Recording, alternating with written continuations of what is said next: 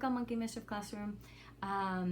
So working on reading comprehension, I like to start with story elements, and I use a graphic organizer, which you will find on the Google Docs or on my Teachers Pay Teachers page.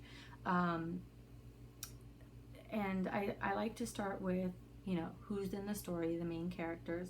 We talk about main characters, what makes the main character, and that takes probably like a week to do, and we utilize different texts to kind of really just focus on main character.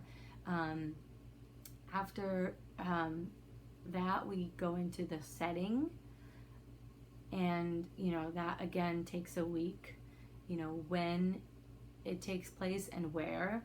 I like to take a week for each section of the story elements, just because I think it's really important to really focus on just one skill at a time, so that we can build mastery of it before moving on. And if I'm seeing that they are really struggling, then I'll give it another week. But I definitely work to make sure they're mastering before moving on.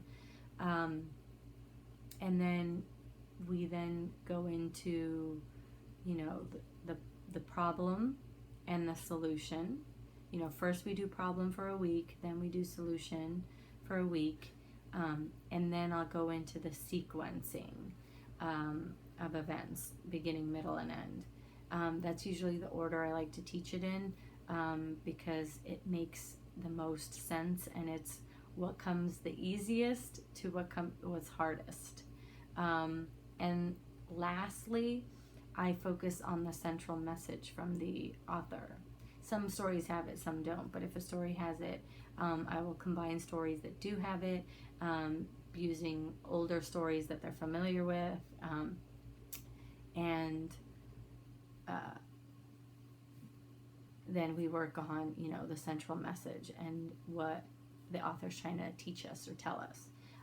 Again, each item is done for a week, and I utilize the same stories throughout each element that we're working on, because by the end of it, when we're doing what the author's trying to teach us or tell us, it's a lot easier to teach that concept when they're really familiar with the text. So when you're doing reading comprehension, always read a story so many times that the kid is so familiar with it. It makes for teaching new concepts a lot easier, especially the harder critical thinking concepts, because they're really familiar with the text.